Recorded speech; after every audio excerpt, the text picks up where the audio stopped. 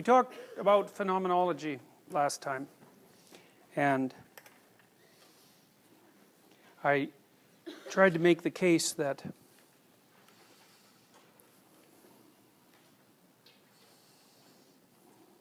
phenomenology, at least in part, was an attempt to include the entire domain of subjective experience inside the definition of reality.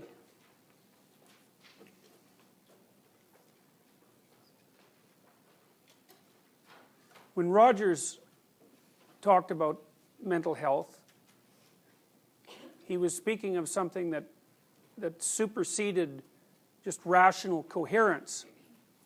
I mean, Rogers also touched on a topic that's become very well developed since the time of Rogers, which is the topic of embodied cognition. It's become increasingly clear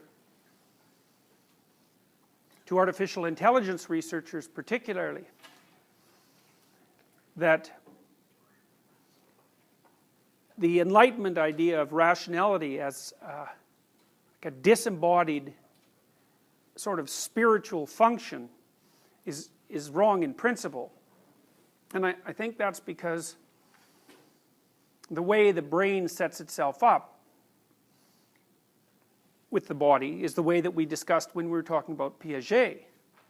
It's that the mind is built from motor actions up, and the concepts that the mind uses aren't abstract categories that describe reality. They're more like tools that allow us to do things in the world. And so they're predicated, their validity is predicated on the fact that we have a body.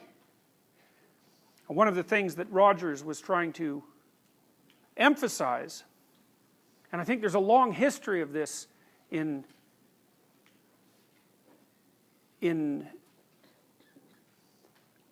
Western thought over the last few thousand years,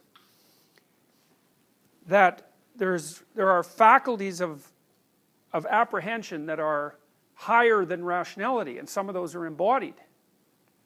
So it's a variant of Freudian theory, because the Freudians, of course, thought that it was necessary to attend to emotions and motivational states and to integrate them with the ego. But it takes that idea further, in some sense, by treating the inputs of the body, so motivational states and emotions, but also perhaps the capacity to mirror other people, as a prerequisite for mental health. And so the other thing that Rogers emphasizes is to pay attention to how it is that your experiential field is manifesting itself while you speak and interact with other people. And he was hoping and striving towards a kind of unification that was analogous to the unification that I described to you that Jung talked about in his last book. There's another practical element to this that I should tell you that I think is unbelievably useful. And we talked last time a little bit about the necessity of listening to people and techniques that you could use to do that in the effort to improve your communications and also to improve the degree to which you were gathering information that was practically useful to you and corrective. But with the Rogerian techniques, to some degree, you can do the same thing with regards to the relationship between your intellectual rationality, which is sort of your knowledge as represented at the highest level of verbal abstraction, and the platform on which that knowledge is hypothetically implemented. So you can imagine in the Piagetian mode of development, you start to learn how to move, and then those movements are chained in ever more complex sequences, and those sequences start to become representable abstractly, so that you can describe yourself, for example, as a good person, and hypothetically, as you decompose the idea of good person down towards specific actions, that whole hierarchy is internally consistent in that you're a good person in your self-representation, but you also enact all the things that a good person would enact.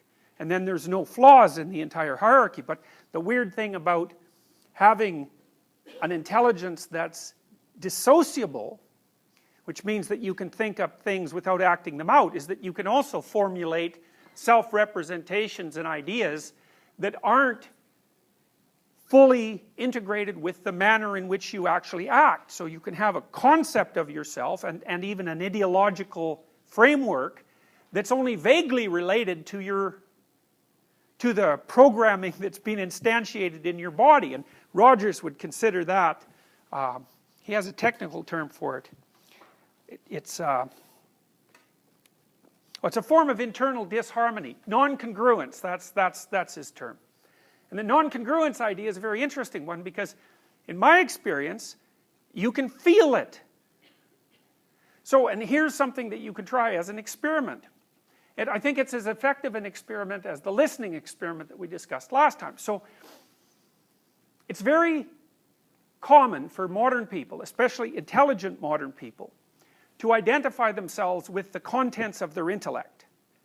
But that's a strange thing to do in many ways, because first of all, obviously, you're not just the contents of your intellect, you're also your emotions and your motivations and your body and so forth, and your embeddedness within a social context. But especially if you're intelligent, it's tempting to identify yourself with the contents of your intellect. But there's no reason to assume whatsoever that those contents are in fact congruent with the programming of your body, or even with its natural inclinations. And that's partly because the fact that you can abstract also means that you can learn abstractly, and that means you can pull in concepts from the world at a level of abstraction that may have virtually nothing to do with you. And that's certainly the case if you're educated, because you read all sorts of things, and you know, the reading and all the investigating that you do at an abstract level allows you to have theories about being and theories about yourself, but there's no necessity that those theories about being and yourself have any basis in who or what you actually are. And so that makes you inauthentic. That's the existential perspective. And the Rogerian perspective would be incongruent. You're not a singular entity at all the multiple levels at which you exist.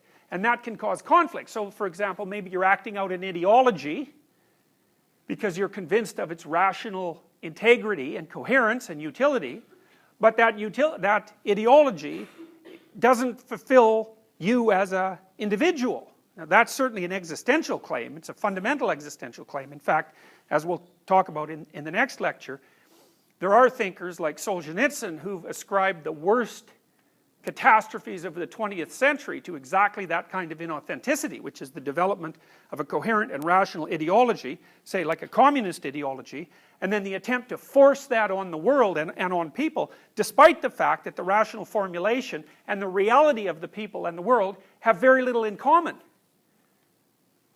Now, how would you detect your own inauthenticity or your own incongruence? Well, Rogers had this idea that he called subception, which was maybe something that you might regard as a sixth sense. It's sort of like a propriocentric perception. And that's the perception that you have of your body as it's reacting and localized in time and space. And so it's sort of like touch, the feeling, but it's your sense of how you're reacting internally and where you are. And a lot of that is subserved by the autonomic nervous system, which is reporting to you about various states of being in your body. Rogers believed that you could use the information that's being provided to you from your body, sort of bottom up, to determine when you were being inauthentic or non-congruent. And I've thought about this for a long time and tried to sort it out in a practical manner, and what I've concluded is this. You can try this for a couple of weeks. It's an extremely interesting exercise. So, you sort of have to detach yourself from your thoughts and what you say. So you got to assume, you start by assuming that what you say and what you think is not necessarily you. And of course that's just the case, because a lot of what you think, in fact, most of what you think and most of what you say are the opinions of other people. They're things you've read or things people have told you, and you know, that's a benefit in some ways because you get all those thoughts that other people have spent a long time formulating, but it's a disadvantage in that it's not exactly you. Okay, so you detach yourself from that. You're no longer your thoughts or the things that you say, or maybe you're no longer all of them. And now what you're going to try to find out is which of your thoughts and things that you say are you, and maybe so you can not utilize the rest, or maybe so that you can correct the rest, because they're not representative of yourself as an integrated being. They don't take everything into account. My sense has been that you can tell when you're saying something that's not authentic by feeling out whether or not it makes you weak or strong. Now, you know, sometimes when you're conversing with people, you can say something that embarrasses yourself. Now, Nietzsche said, for example, everyone has perjured themselves at least once in the attempt to maintain their good name. Something like that. It's not an exact quote, but I've got the gist of it right. So maybe you're saying things to impress someone, or you're saying things to remain part of your political group or your social group or whatever, or maybe you have attributes, personal attributes that might be positive that you're ashamed of, and so you're not going to speak about them. So there's a falseness about your self-representation. Watch for 2 weeks and see. Make a rule that if you start to say something and it makes you feel weak, it's hard to describe exactly what that means. To me, what it means is that I can feel things coming apart sort of in my midsection, so I think it's an autonomic phenomena. And the subjective sense is of falsehood. It's like I've just stepped off the solid ground and onto something that doesn't support me well, and it feels like a self-betrayal. So that's existential inauthenticity. You can feel it right away. And then the rule is, shut up if that happens. Stop talking. And then feel around and see if you can find some words that you can say in that situation that don't produce that sensation. And it's like, you see this played out in different forms of drama. So there's a scene in The Lord of the Rings, for example, where I believe it's Gollum and Bilbo. It's The Lord of the Rings. It's Bilbo. It's The Lord of the Rings, not The Hobbit, because The Hobbit's Frodo, right? So it's Bilbo. Have I got it wrong? It's the other way around? Okay, so Gollum and Frodo, yes, are going across this swamp. And the swamp is essentially full of dead souls. And they have to step very carefully in order to not fall off the track. And the stones are sort of hidden underneath the surface. And the implication there is that in order to follow a trail properly, you have to pick your ground very carefully, and you have to test it to see if it's solid, or you'll slip off into this, well, essentially what it is chaos. You'll slip off into chaos. And that's a dramatic representation of what I'm suggesting to you. It's like, all you have to do is notice, and you have to pay attention. And so to some degree, what you're doing, in fact, is you're making your capacity to pay attention superordinate to your capacity to think and to speak. Because you might ask yourself, well, exactly what are you? Well, I said you can identify yourself with your intellect, and that's very, very common. It's sort of like the worst sin of intelligent people. But that isn't all you are. And there are lots of reasons for making the assumption that attention is a higher order function than intellect. Because attention is what teaches intellect. So if you pay very, very careful attention to what you say without bringing the automatic assumption that what you say is you to bear on the conversation, and then also to feel like you have to defend it once you say it, you'll find very rapidly that very much of what you think and say has absolutely nothing to do with you. It's the dead souls that are in that little scene that I described to you, sort of manifesting themselves in your head. They're dead ideas that other people have created. And some of them might be applicable to you. You might have the right to them, so to speak. But lots of them won't. And you're using the words as camouflage or self-defense or as an attempt to attain status in a status hierarchy, or to make yourself look smarter than you are, or there's all sorts of reasons. Or to hide what you think from other people. I see this in undergraduate essays all the time. So, because the essays are full of cliches. And it's not all that obvious why a cliche is a bad thing, but a cliche is a bad thing in the same way that being possessed by the dead is a bad thing. It's like a cliche isn't you. It's something else. It's like the crowd. It's like the other. It's not living. It has nothing to do with you. And part of the reason that students use cliches is because it's easier than using your own genuine creative formulation. So you can just default to cliche use, But there's something more insidious than that, is that if you write an essay that's nothing but a string of cliches, and you get criticized, then you're not being criticized. What's being criticized is the cliches, and you can hide behind that, and the part of you that's wise but treacherous thinks, well, the criticism doesn't really apply to me because, you know, I didn't really say what I thought. And then there's this kind of sense you get that you've gotten away with something, which is a terrible thing. So when I read undergraduate essays, what I see very frequently is, especially the first essays, just nothing but cliches. It's awful, it's dull, you can hardly stand reading it because there's nothing in it that's gripping or alive. And then maybe the second essay, you can see there's a layer of cliche, and then now and then the person will be brave enough to poke up a thought of their own. It'll just sort of poke up somewhere maybe in 3 pages in. It's like this little green shoot that's barely alive, and the person is brave enough to pop it up in the hope that, you know, maybe it won't get walloped down with a sledgehammer.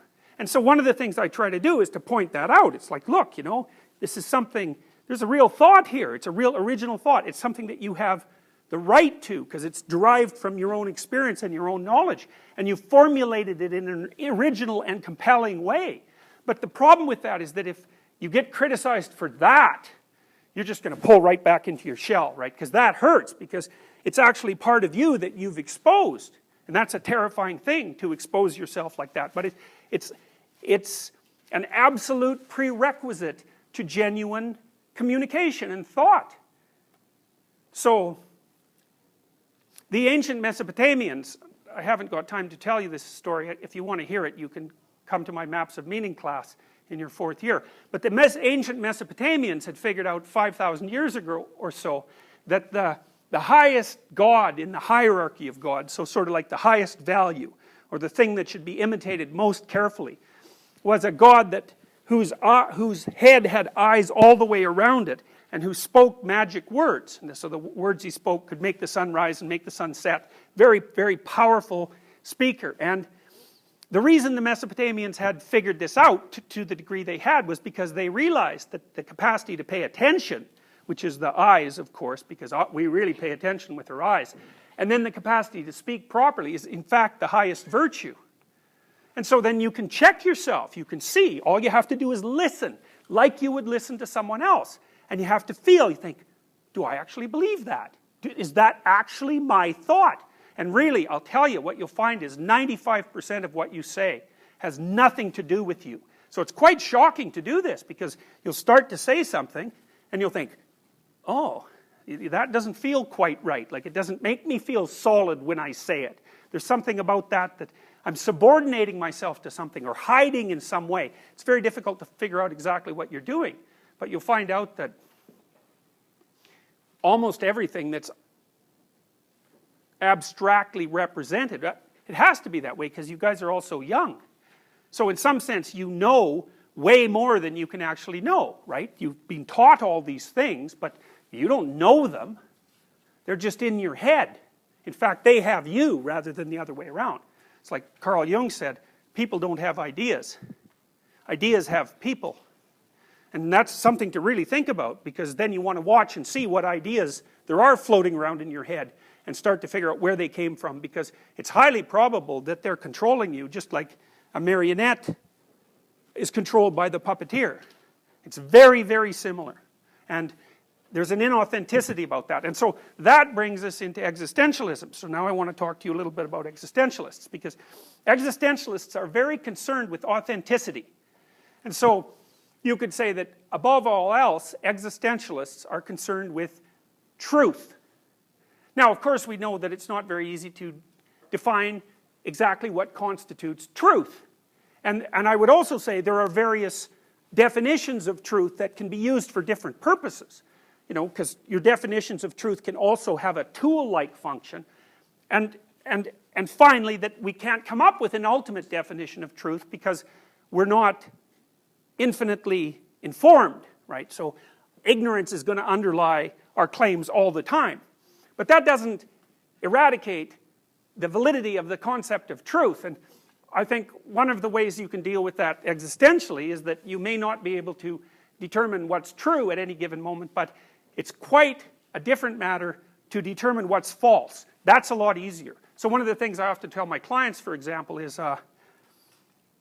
here's a way to clean up your life. Stop doing the things that you know are wrong that you could stop doing. Right? So it's a fairly limited attempt. First of all, we're not going to say that you know what the good is or what the truth is in any ultimate sense. But we will presume that there are things that you're doing that for one reason or another you know are not in your best interests. There's something about them that you just know you should stop. They're kind of self-evident to you. Other things you're going to be doubtful about. You're not going to know which way is up and which way is down. But there are things that you're doing that you know you shouldn't do. Now some of those you won't stop doing for whatever reason. You don't have the discipline, or maybe there's a secondary payoff, or you don't believe it's necessary, or it's too much of a sacrifice, or you're angry or resentful or afraid, who knows. So forget about those for now. But there's another subset that you could stop doing. It might be a little thing. Well, that's fine. Stop doing it and see what happens. And what will happen is your vision will clear a little bit. And then something else will pop up in your field of apprehension that you will also know you should stop doing, and that you could stop doing, because you strengthened yourself a bit by stopping doing the particular stupid thing that you were doing before. That just puts you together a little bit more. And you could do that repeatedly for an indefinite period of time. And you know, that doesn't necessarily mean that you're going to ever be able to formulate a clear and final picture of what constitutes the truth and the good. But it does mean that you'll be able to continually move away from what's untruth and what's bad. And, you know, that's not a bad start. Now, Solzhenitsyn, who we'll talk a lot about in the next lecture, Solzhenitsyn was a great Russian writer. He wrote a book called The Gulag Archipelago, which was instrumental in bringing down the Soviet Union. And Solzhenitsyn, like Viktor Frankl, who you'll also read, was very much convinced that the reason the horrors of the Soviet Union and of Nazi Germany and of Mao's China and various other places around the world, he was very convinced that the reason those horrors took place, the death and torture of hundreds of millions of people, was because the individuals that made up those societies were inauthentic in their own use of thought and speech. And so it isn't a following orders theory. It's not that at all. It's a bottom-up pathology theory. It's the reason the whole state is pathological is because the individuals that compose it are pathological, not because they're good in following orders. So I believe that to be the case. I do believe that the catastrophes of the state are a consequence of the amalgamated pathologies of the individuals, especially their willful blindness. And so another thing that you might think about, because most young people do think about this, is what is it that you can do in order to aid the world, let's say, like you might if you were thinking about being an environmentalist. Well, as far as I can tell, the one sure route to aiding the world is to clean up your existential space. First of all, you're not telling anyone else what to do. That's a big plus. And second, well, the more you do that, the more you're going to be able to do things. You know, and so you might think, well, if you're going to clean up the world, you might start by cleaning up your phenomenological space and see how far you get with that. It's a very difficult thing to do, but if you do it, the better you get at it, the more capable you are of handling larger and larger problems, and that's how you should start. You should start with what's right in your grasp and with what you can control, and that enables you to practice. Now, and here's an offshoot of this. This is an existential offshoot. So here's a hypothesis. So you imagine the existentialists continually claim, unlike the psychoanalysts, that people are psychopathological not because, say, of childhood trauma or neurosis or repression or failure to integrate elements of the id into the ego. The existentialists claim that the reason that people are psychopathological is because the conditions of existence are so tragic that it's inevitable that people become psychopathological. Right, and that's, okay, so what's the argument? Well, people are self-conscious, so that's a big problem. So, and because we're self-conscious, we know that we're going to die. We're aware of our temporal limitations. So that's a real catastrophe, because no other animal has that problem. Like elephants look like they've got some kind of a dim apprehension of it, but they're not articulate, so they can't really get to the final stage of, you know, assessing their existence in relationship to its finitude. And of course everyone knows that they're prone to illness of all sorts, and aging, and that, you know, so is everyone else they know, and that you can be damaged incomprehensibly by untruth and by falsehood and by betrayal, you know, and also that there's 150 things wrong with you that you're acutely aware of at almost all times. So you fall short of perfection along pretty much any axis of comparison that you wish to generate. And so the existential point of view on that is that all of that's enough to make the default condition of human beings psychopathological. It's like the weight of existence itself is sufficient to make normal pathological. And it's a very powerful argument, because one of the things you might ask, and it's certainly something I've asked when I've dealt with people who have agoraphobia, for example, who are afraid to go out. You know, they're afraid to go out because they might have a heart attack, and then they'll be too far away from the hospital, and then they'll die while they make fools of themselves. That's basically the agoraphobic sphere. So it's biological mortality plus social exposure, right? It's bad enough to die, but if you die in public while everyone's looking at you, then, you know, you get the worst of both worlds. And it is, to me, it's not such a mystery that people are agoraphobic. It's a mystery that other people aren't. You know, and from the existential point of view, the mystery starts to become the ubiquity of normality, given the intolerable conditions of existence. It's a much more powerful viewpoint, and I think it's correct too, because there's no reason to assume that the default condition of mankind is like calm, rational acceptance of fate. It's like you have to have very, very specific conditions that you're in before you're calm and you know, feeling comfortable and sort of hopeful about the future. It's like that's a rare state to achieve. We can assume that's normal, at least to some degree in our society, because it's unbelievably technologically sophisticated, and we're not hungry that often, we're not cold that often, or, you know, or even sick that often. But to think of that as the norm, it's like, no, definitely not. It's a miracle that it's ever like that. Now, the other claim the existentialists make, fundamentally, is something like this. Is like, well, if the fundamental conditions of existence are tragic, at minimum, because there's worse, there's evil too, which is different than tragedy. Because evil is sort of like unnecessary tragedy.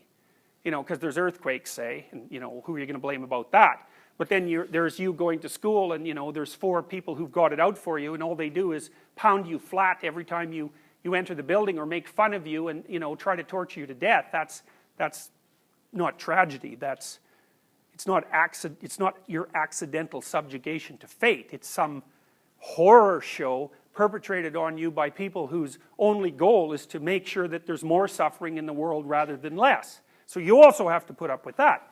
But we'll leave that aside for the time being.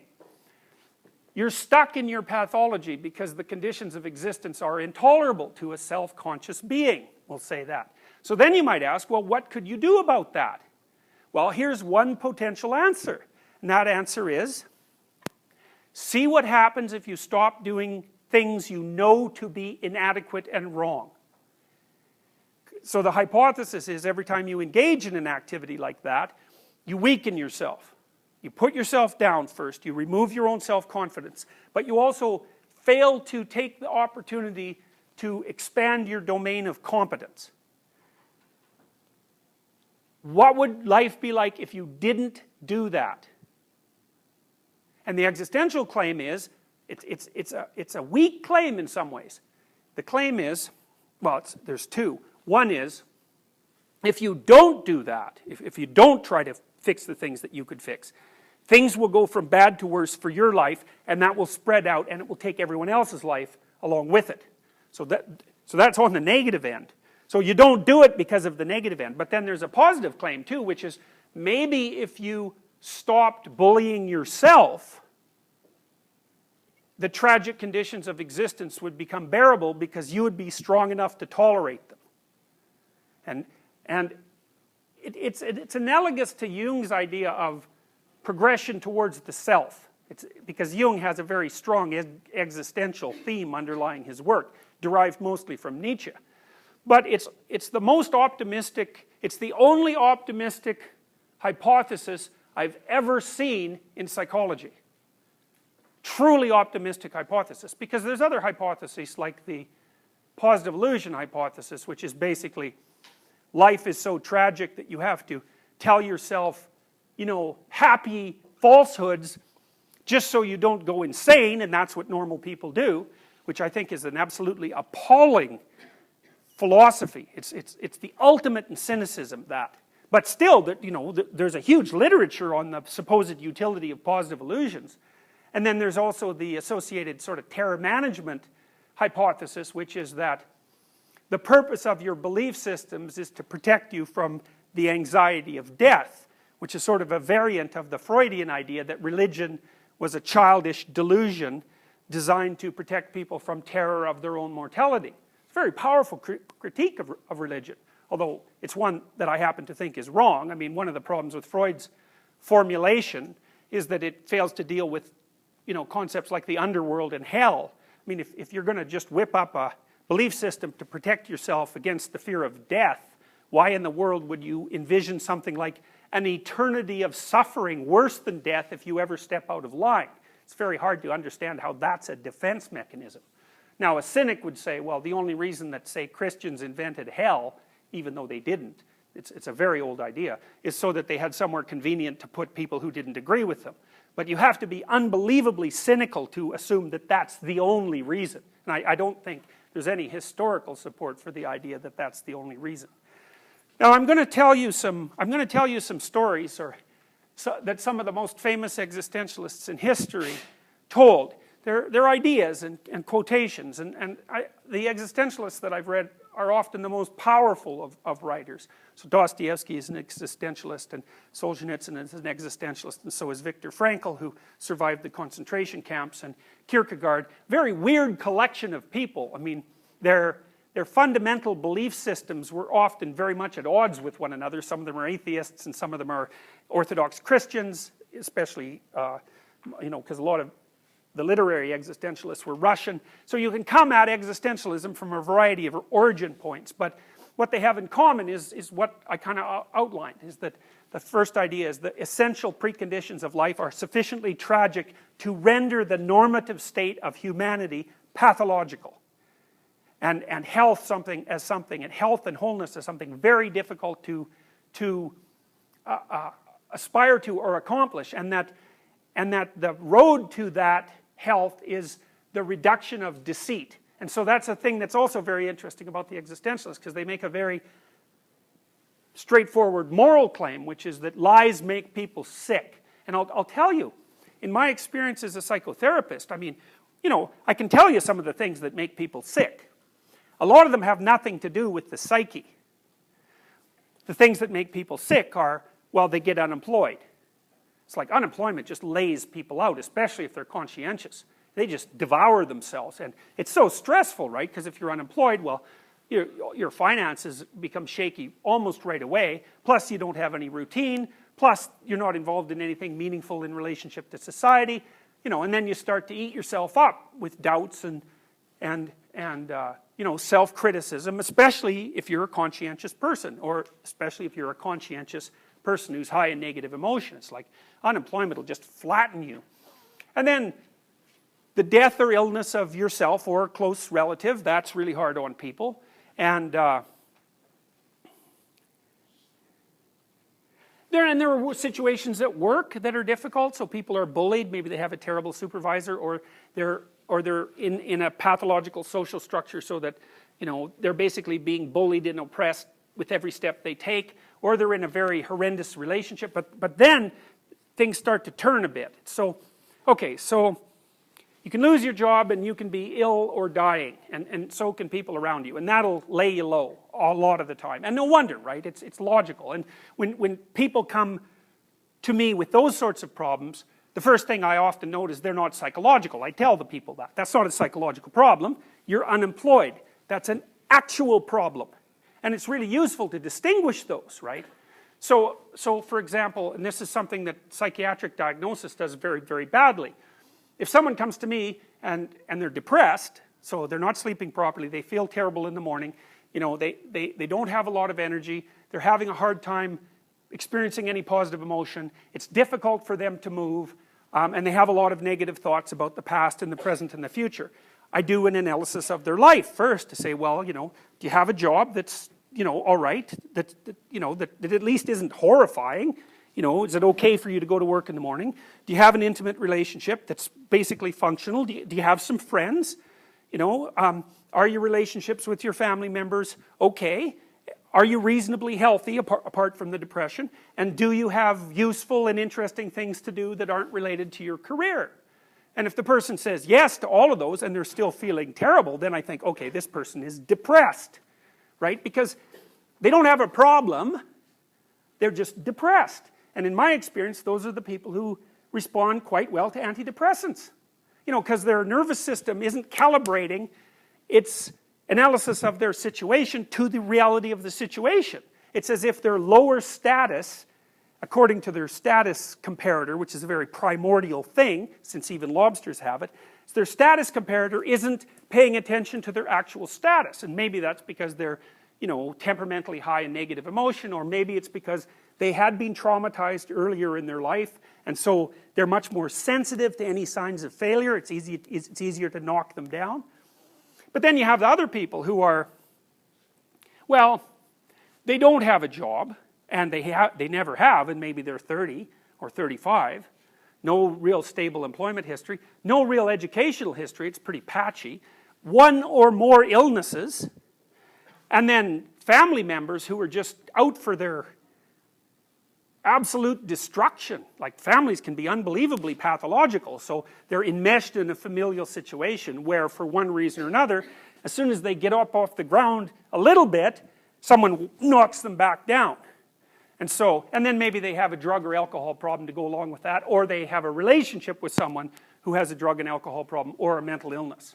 And sometimes you see people who have like all 5 of those things going on at the same time. It's like, that's not precisely mental illness. Now, a lot of that's associated with deceit. You know, they're entangled in relationships and in relationships with themselves that are pathologically untrue. So I've seen people, for example, who are in families where probably nothing they were ever told was true. Like, it was never just true. It was always twisted and bent in some way by whoever was talking to them for the purposes of that person. Power or domination or positive illusion or delusion or something. Like, all the communication within the family was motivated. And so, it's so awful to grow up in an environment like that because you can't get a grip on what's real. And then, you know, it can get worse than that in that the person will tell you that they love you and they'll act all sweet, but every time you do anything that's even vaguely productive and useful, they'll just criticize you to death. And all the while telling you that they love you. It's really horrible. And that's all tangled up with deception and lies. And it's a weird thing because if you look at the Freudian hypotheses, you'll notice that Freud attributed an awful lot of psychopathology to repression, right? But I think the distinction between repression and self-deception or deceit is very permeable. It's like, what's the difference between repressing something and lying to yourself about it? Well, Freud would say often that repression occurs unconsciously, but I really wonder about that. I think that what happens is that something happened or you did something that you don't like and it's bothering you and you could think it through, but you just decide not to. You just don't think it through, so it's left vague and uncertain and, you know, it's fairly emotionally salient, but you just refuse to think it through, and you practice doing that until you've built up a habit of not thinking that through, and then you forget that you've built up the habit, and then it's like it's being repressed unconsciously. But I think that you know, or at least you knew when you first did it. And so, you know, when you meet people who are acting in a twisted and peculiar way, and you ask yourself, they're very manipulative, say, you ask yourself, well, do they know what they're doing? The answer to that could be, well, no. But another answer could be, yeah, but they knew once. They knew when they made the decision to start acting like that, but after they did it 100 times or so and made it into an automatic routine, well, then they forgot its origin and now it runs autonomously. And so now they don't know, but they did know. And so, you know, this is the sort of point, and this is the real point of the existentialists, where clinical psychology and the claims of morality start to become very tightly aligned. And it's something that the psychiatric and psychological industries, so to speak, don't really tackle head on. My experience has been that in these situations, for example, where the person has 5 terrible things going on in their life, that there's just deception twisted in and strewn in all of that. People are betraying each other, you know, there's no fidelity in the relationships, there's no clear and genuine communication, everything's manipulation, no one admits to what they're really up to. You know, there's a lot of false and saccharine love, which has absolutely nothing to do with love. It's all for appearance, you know, and you cannot be healthy in a situation like that. I don't think, in my experience, you know, apart from terrible luck, because, you know, you can get cancer, diabetes, or any number of awful things. In my experience, apart from the tragedies of life, there is nothing that hurts people more than deception. Lies do people in. And that's an existentialist claim. The claim is, first, well, life is basically unbearable. That's an existential claim. And then there's the hope that with sufficient caution and attention and clarity of thought and speech, you can master it. You can master it to the point where you could even accept the fact that it's tragic. But if you multiply its tragedy with the use of deceit, it's like, forget it. Because, you know, it's one thing to be hurt. You know, maybe you break your leg. That's one thing. It's another thing to be attacked by 2 or 3 people who break your leg and do everything they can to demean you at the same time. It's like, lots of people break their leg and they're not traumatized. It's very few people who can go through the latter experience without being, you know, seriously and permanently damaged. Here's Pascal, one of the first existentialists. When I consider the brief span of my life swallowed up in the eternity before and behind it, the small space that I fill, or even see, engulfed in the infinite immensity of spaces which I know not, and which know not me, I am afraid, and I wonder to see myself here rather than there. For there's no reason why I should be here rather than there, or now rather than then. Now, another thing the existentialists do that's very they're romantics. They're not Enlightenment rationalists. And part of the reason they're romantics is because they actually don't believe that life is rational. And Pascal's comment on what the existentialists often call thrownness is a description of the fundamental irrationality of life. It's like, okay, here you are. Well, why you? Why here? Why now? Why the way you look? Why with your family? Why your gender? Well, there's no answer to any of those questions. It's just how it is. It's blind and random chance, maybe. There's this, but even if it's not that, there's something arbitrary about it. And there's something that's arbitrary and not self-evidently just or fair. You know, because maybe you could have been born, you know, there are people around the world who make their living in garbage heaps, right? So there's whole families and whole societies that live out in the garbage dumps, and all they do is pick out, you know, the metal and glass that will enable them to sort of glean out a living. It's like, well, why the hell aren't you born there instead of, you know, sitting right here? So there's an irrational element to that, right? You can't justify it, you can't explain it, and you don't really even know what to do about it, right? I mean, do you owe an existential debt to the people who were born much worse off than you? Or is it just okay that it's that way? Well, it's a problem. That, by the way, is the problem the existentialists called thrownness, which is you're arbitrarily here in that form, and there's no explanation for it. And it's something that's outside of human concepts of, say, justice and equity and fairness and even sensibility. And then Pascal also points to the fact that, well, we're rather localized things, you know. You're right there, and there's a lot of what isn't right there around you. So you're a small thing against a big infinitely large potential span of experience, and that's also an existential challenge. It's the challenge of the finite against the infinite. And that's also an existential problem, which is that it isn't your problem, or it is. It's more a problem. It's just a problem that springs out of being human.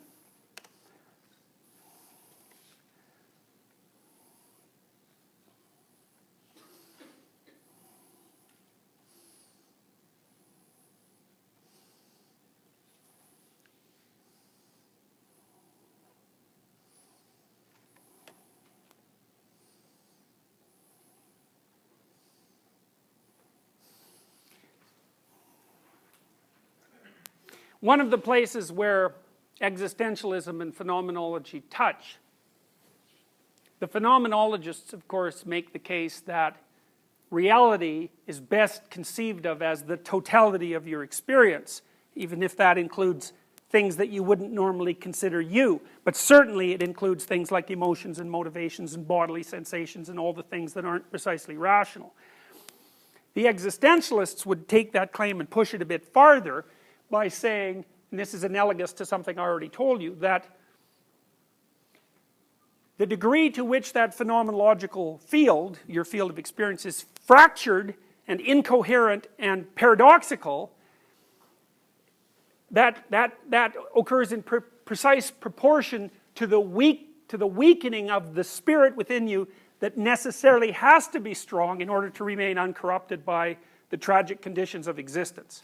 So along with the existentialist claim, which is that life is unbearable in its very nature, it's tragic and unbearable in its very nature, is the idea that that's made worse by your own set of inadequacies that you could repair, and worse, that to the degree that you are rife with inadequacies that you could repair, you're going to make the tragic situation that's integral to life worse. Again, not only for yourself, but also for other people. So out of existentialism also automatically arises a kind of moral necessity, which is that you can't just sit in isolation and be useless and resentful. That doesn't work. If you're useless and resentful and you refuse to address the things that you know you should address, you can't help but pathologize everything around you.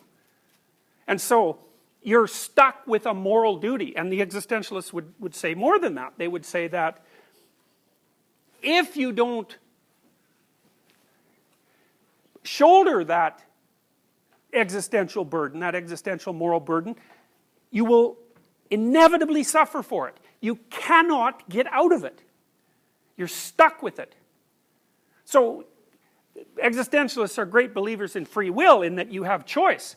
But the free will has parameters, right? There are still things that you can't get away with. And one of them is you fundamentally can't get away with being immoral. The structure of existence is set up, well, one of the things you might say, if you were thinking about it existentially, is immoral things are precisely those things that you can't get away with. That's why people have identified them as immoral, is that they will inevitably, the consequences of enacting them will inevitably be brought to bear on you or on the people you love, or it'll snap back in some way. You know, and I see this in psychotherapy very often too.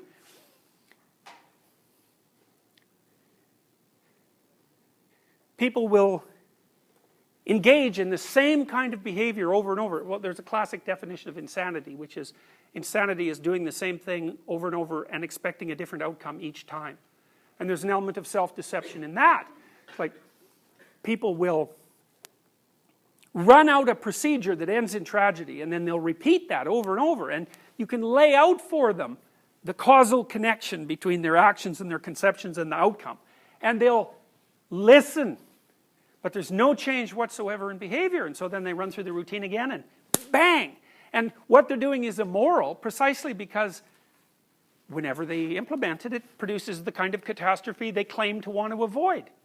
Because, you know, relativists, modern relativists like to think of morality as something that's just arbitrary, like it's a cultural construction. You know, and society 1 thinks that A is bad, and society 2 thinks that B is bad, and when you get right down to it, there's no commonality underneath all that. But the existentialists sort of undercut all that, and they just say, well,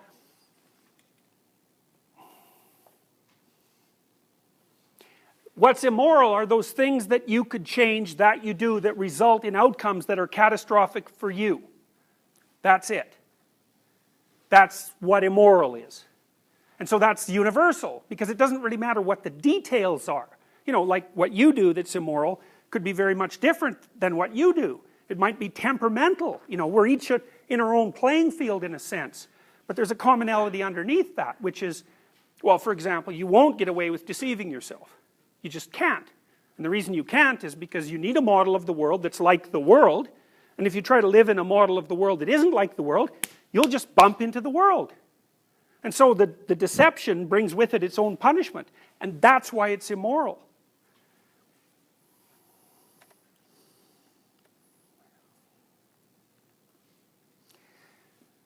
There's other elements of existentialism that I think are extremely interesting. For example, the definition of truth in existentialism is different than the definition of truth that might be characteristic of objective materialism. So truths that are truths from the perspective of objective materialism are scientific truths, and they're usually descriptive truths. And so the truth claims of science go something like this. I'll undertake a procedure, which I'll tell you about, and I'll observe the outcomes. And then if you undertake that procedure, and you observe the outcomes, and the outcomes are the same, you know, and we'll do this maybe 100 times, just to be certain, then we'll assume that what that outcome is real. So, it's a definition of a procedure, that's the experiment that elicits the outcome, and then the demonstration that the outcome is constant across observers. So that's a lovely definition of truth, and it obviously has extreme utility, partly because it helps you separate subjective fantasy, which is a form of reality, from other forms of realities. So another form of reality would be collectively apprehensible reality. You don't want to confuse those two things. In fact, that's actually a sign of, if not naivety and a state of undeveloped differentiation, it can also be a sign of insanity, because one of the things, say, that characterizes schizophrenics is they can't tell the difference between what only they experience and what everybody else experiences. So the scientific definition of truth is a perfectly reasonable definition, but it's not the existential definition of truth. The existential definition of truth is more action predicated. So for the existentialist, truth is a way of being. It's not a collection of descriptions. So it's more embodied, you know, from the Piagetian point of view. And so truth is reflected in what you act. So Nietzsche would say, for example, it doesn't matter what you say. It matters what you do. And if I want to figure out what you believe, I don't ask you. I watch how you act. And I assume that your true beliefs are those that are directing your actions. And so truth is discovered in action. And that's a very different claim, you know, and it's not the claim of a passive observer. It's the claim of someone who's actively interacting with the world. And of course, we're always acting interactively with the world. And not only that, if we don't act interactively with the world, we cease to exist. So we have to do that merely to maintain ourselves. And so the existential claim would be, given that's in our essential nature, there are ways that you can act that are they're improper. And technically, it's like, for example, let's say you want A. And then you act in a bunch of ways that makes it absolutely impossible that you will get A. It's like an existentialist would say, well, there's something wrong with that schema. Like it's not necessarily immoral, because that would only be if you were willfully blind to it. But they would certainly say, well, it's got this self-contradictory element that makes it wrong. So insofar, it's like this, insofar as you're acting towards an aim. You want something. And then insofar as you want something, the fact that you want it constitutes the framework within which you evaluate the utility and truth of your actions, right? So it's like you come up with a theory of truth just because you're doing something, and the theory is A, that what you want is acceptable to want, and you know, that can be true or not, but it doesn't matter, you just assume that, and B, that those things that will get you to that end are appropriate. You can't get out of that if you're doing something. You're making a claim about the structure of the world and what constitutes appropriate action as soon as you make any action. You can't get out of that. Nietzsche said, "Can one live it? All truths are bloody truths to me." And that's one of the things I really like about reading the Existentialists too. It's not, there's no abstract disembodiment in their philosophy. You see that the people who are writing as existentialists are committed to what they say. They want to enact what they say in the world. It's romantic because it does involve emotions and motivation. See, with reason alone, Enlightenment view of reason was that reason and the passions were antagonistic, that all the passions could do would be to cloud reason, and that it was reason's job to lift itself up above the body and the emotions and clarify the nature of the world. The existentialists would deny that completely. They would say, no, it's that the purpose, the appropriate mode of being is to act properly. And rationality can be a guide to that, but it can also deceive in all sorts of ways. The passions inform you. They don't cloud your reasoning, although of course they can, because they tend to be kind of single-minded, you know, they can take you off course. But that doesn't mean that they're enemies of rational clarity per se. And when the existentialists write, you can tell they put their whole being into it, so it's gripping and passionate.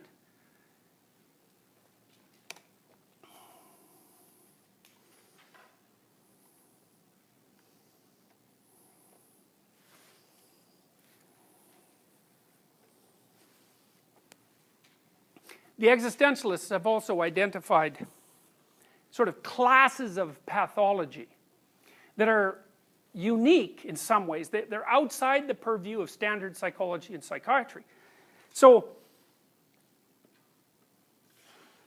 you see often, if you're looking at debates, say, between atheists and religious people, one of the things that tends to set the atheists back on their heels is the observation that the religious people make that if there's no final meaning to anything, then there's no meaning to anything. And so that immediately elicits a kind of nihilism. It's like, if nothing means anything, why do anything? And it's a reasonable argument because doing things requires effort. And you can say to yourself, well, why should I do X or Y, especially if X is difficult, if who the hell's going to know in 1,000 years, or who the hell's going to know in 100 years, or why does it matter anyways? And then the atheists will tie themselves up in knots trying to address that issue. But the existentialists take a different perspective. Nietzsche said, for example, he viewed the emergence of nihilism as a kind of cultural pathology. And so you remember, of course, that it was Nietzsche who said, God is dead. Right? You see that scrawled out in like washroom graffiti from time to time, you know. It's like a truism, but that isn't what Nietzsche said. He said, God is dead and we have killed him and we'll never find enough water to wash away the blood, which is a very, very different statement. It wasn't like he was proclaiming it triumphantly. It was more like a catastrophic loss of meaning. You know, the sort of loss of meaning that the terror management theorists would say would produce like a traumatic pathology. Now what Nietzsche observed was that there, you know, and of course you all know this to some degree, that in the course of the development of scientific knowledge and rationality, that a contradiction between our historical moral knowledge, formulated in religious terms, and our descriptive rational knowledge emerged, conflict between science and religion. Now part of that conflict is illusory because the purpose of religion is to tell you how to act, and the purpose of science is to provide clear descriptions of what? Universally apprehensible reality. They're not working in precisely the same domains. It doesn't matter. Nietzsche's observation was this. He said, well, it's pretty clear that the scientific rationalists are going to demolish the substructure of Western religious belief, and then, of course, the substructure of that sort of belief all the way around the world. And there's going to be consequences to that. And he said there's going to be two consequences. And he predicted this, say, in 1850. It's something like 1850 in Will to Power. It's unbelievable. He said that what's going to happen in Europe is that there'll be the rise of socialist/communist utopian schemes that will possess people, and that will produce a war, and the consequence of that war will be that hundreds of millions of people die. And he predicted that like 80 years before it happened. Well, maybe less if you think of the Russian Revolution as a precursor of that, which Dostoevsky would have certainly viewed it as a precursor of that. Now, so there's totalitarianism on one side. That's one of the dangers. Another danger is nihilism, and the nihilism emerges because you shatter the meaning structure within which action is conceptualized. And so those are like two emergent pathologies that threaten people. Now, if you talk to someone who's nihilistic, and rationalists are almost always nihilistic, especially if they're depressed, they'll say things like I already told you, what difference does it make anyways? Now, Dostoevsky played out those themes, for example, in a very, very powerful way in a number of his books. So, The Possessed, for example, it's funny because Dostoevsky and Nietzsche wrote at the same time, and Dostoevsky wrote literature and Nietzsche wrote philosophy, but they were doing exactly the same thing. In Dostoevsky's The Possessed, he talked about description of the Russian political, economic, ideological scene, and what he saw happening was that as people moved away from their enmeshment in a historically conditioned meaning system, so that was, say, Judeo-Christianity, that they started to become susceptible to rationalist utopian ideologies. It was so out with one belief system and in with another. And the other was more dangerous because like the religious system sort of emerged from the bottom up, and they were weird and mythical and difficult to understand from a rationalist perspective, whereas the utopian schemes were rational constructions, ideologies, very narrow, and they were just imposed on people. So for example, the communists would say, from each according to his ability, to each according to his need, which sounds wonderful, but if you put it into practice, it's like it's instantly genocidal. So Nietzsche said, well, as the modern world suffers through the contradiction between scientific rationality and ritual religion, historically conditioned, the consequence of that is going to be that two pathologies will emerge. One is reliance on totalitarianism. And so I would say, to the degree that any of you are ideological, then you've succumbed to the one pole of post-religious pathology. And all you've done is replace adherence to one set of beliefs, even though religious beliefs are not precisely beliefs, with another that's rationally constructed and incredibly dangerous. He said, well, if it isn't going to be totalitarianism, it's going to be nihilism. But the thing that's so interesting about the existentialists is they make a forthright claim that regardless of whether or not the fact that people will turn to those alternatives is can be rationalized. It makes sense that it would happen. It's still pathological. It's like an a priori statement. So I could say, well, let's say you're nihilistic. You know, you have a lot of doubt about life's meaning and purpose, and it's like it's eating at you. It's a disease of the soul. And you come to me and you tell me 30 logical reasons why what you say has to be true. And I would say, those are excellent logical reasons, and you're making a very powerful argument. But it doesn't matter. It's irrelevant. The fact that you're nihilistic means that you're infected with a pathology. And whether or not you can justify it rationally is completely irrelevant. All it means is that your rational mind is capable of spinning off a sequence of logical tricks. And the ultimate truth is, it's undermining your ability to live. And so it's wrong. Why is it wrong? I don't care why it's wrong. It's not relevant why it's wrong. What's relevant is you can't live like that. And that's an existential claim. Because the existentialists are interested in a different kind of truth. They would say that a truth you cannot live is not true. Because their definition of truth is different. It's predicated on action. And then the totalitarianism claim is the same thing. So let's say that you're an ardent right-winger, or you're an ardent socialist, or you're an ardent feminist, or an environmentalist, or who cares what the ism is. You've abstracted out a bunch of axioms, you develop a coherent representation of the world, and it's pathological. It doesn't matter what the content is. It's pathological because it's not you. It's not you. If it was you, then a million other people wouldn't believe it. So the existentialist would say, if a million other people believe it, it's definitely false. And they're not talking about scientific claims. That's a whole different order of discussion and description. They're merely making the point that you're an individual thing.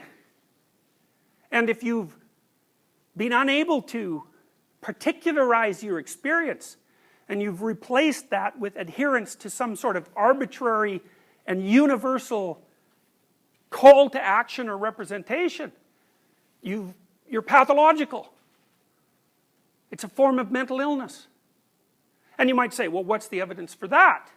Well, what we'll find out in the next lecture is the 20th century was evidence for that.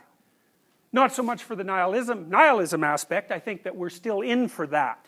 Because I think we swung to totalitarianism first, and that didn't work. And so now, you see this in postmodernism, for example. It's an unbelievably nihilistic philosophy, because it claims that all meaning, for example, is reducible to motivations of power, which is like intellectually simplistic beyond belief. And it comes straight out of like 1950s Marxism. And you know, it's pretty much permeated the humanities and the study of literature at universities all over North America.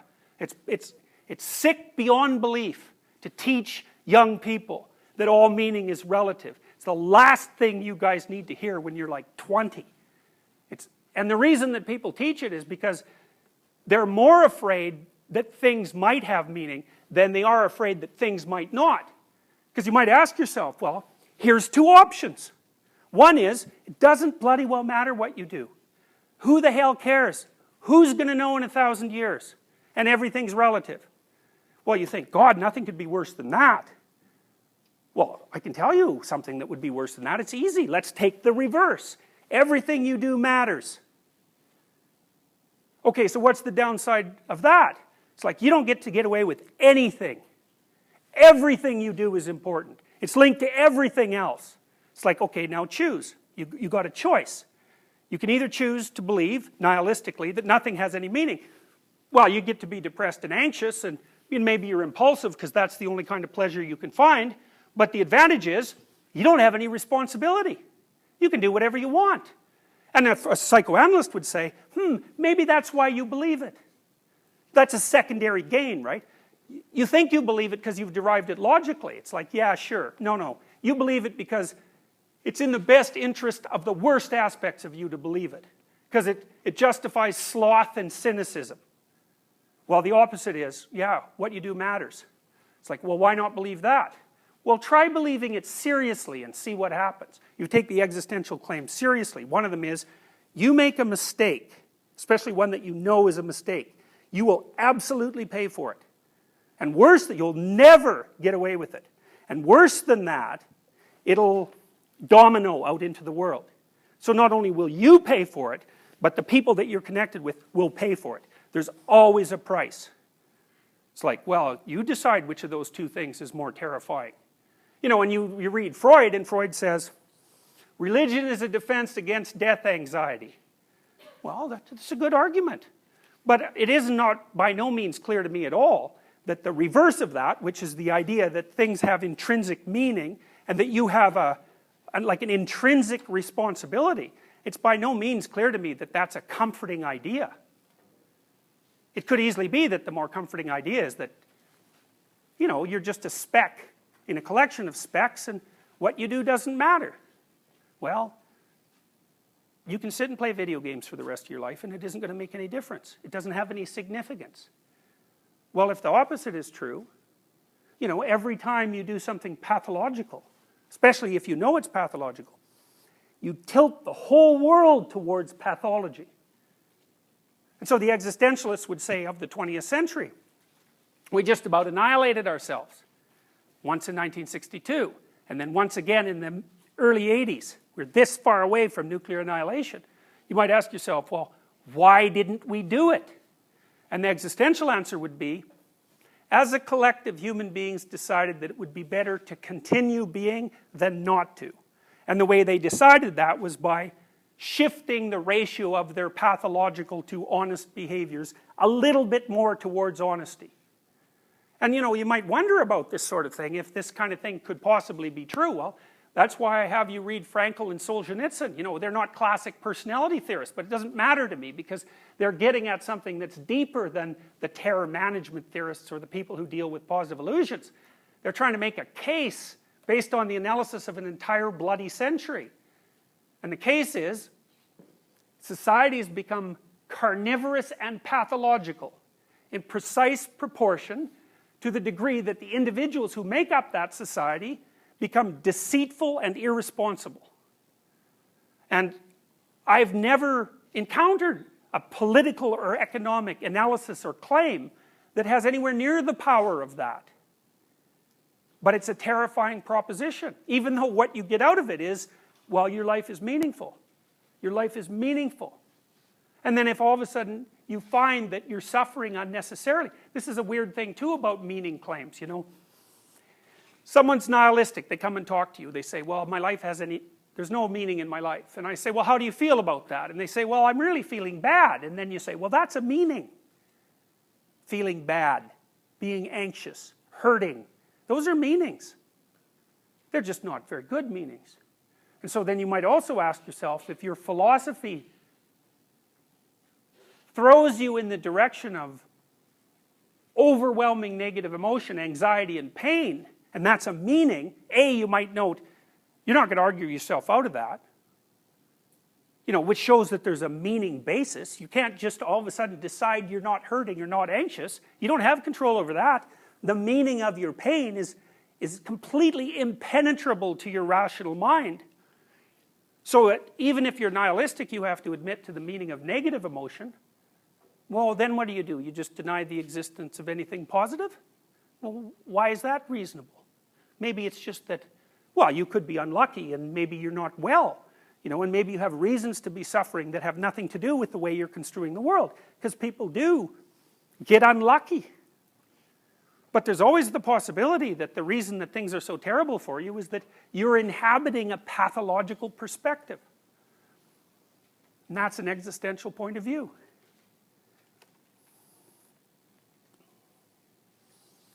Can somebody tell me what time it is? It's what? Oh, well, good. Then we can stop. We'll see you after reading week.